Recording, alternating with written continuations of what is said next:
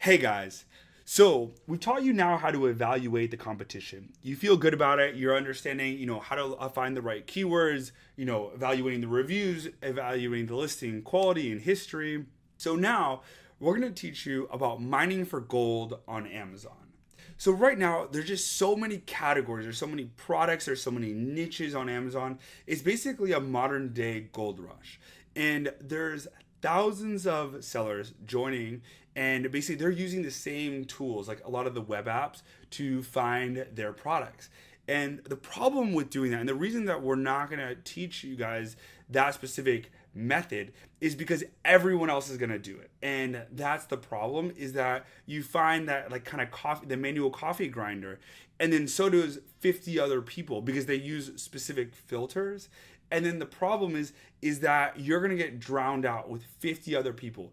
Felt boards are the perfect example of when that happens, and all these thousands of people are launching felt boards, and no one's making money.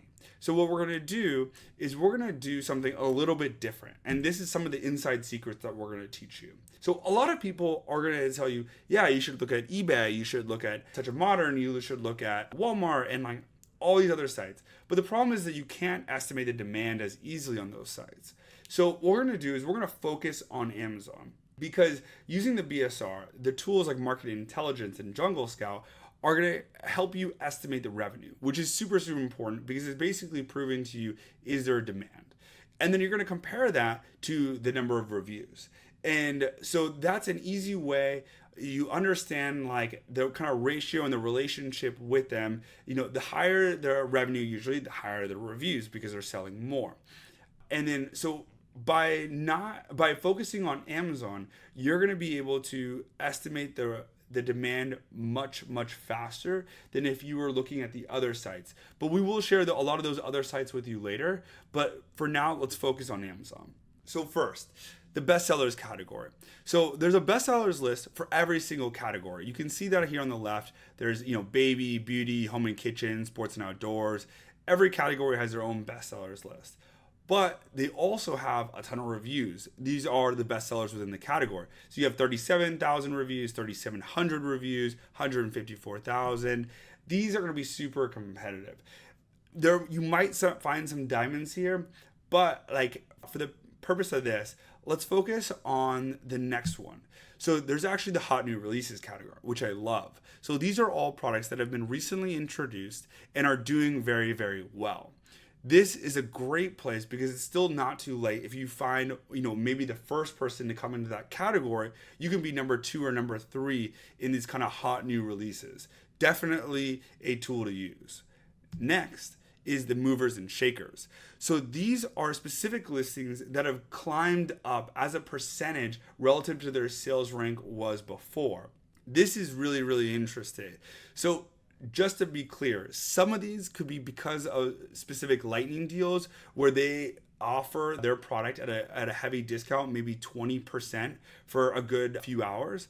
But a lot of these could be new products that are just being promoted right now that just came onto the marketplace. Definitely a good area to look as well. And then you have most wished for. So this is often used for wish lists and registries. And these are very like giftable items. Definitely something to look for as well. And then the last one is kind of gift ideas. So another one, like the Amazon kind of curates for items that they feel are being ordered as gifts very regularly.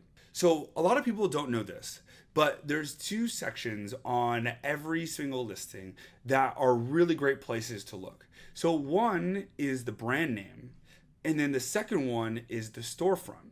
So in this example, iDesign is actually the brand. So if I were to click on iDesign, it's going to pull up all of the different sunglasses or anything that iDesign makes. And so this is a really good way of finding like, oh, okay, they have really cool sunglasses, but maybe I can look for women. So maybe I can find their sunglasses for men or for children or kind of themed ones, and kind of looking at what else they have as that brand. You can also see Border Wing down here, which is actually who's selling these specific sunglasses. So sometimes you can find other related products to that category that's along the same by the same seller.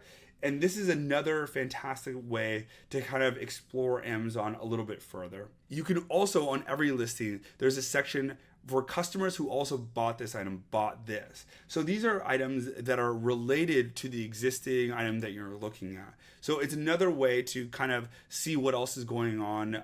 These type of customers are buying these other products.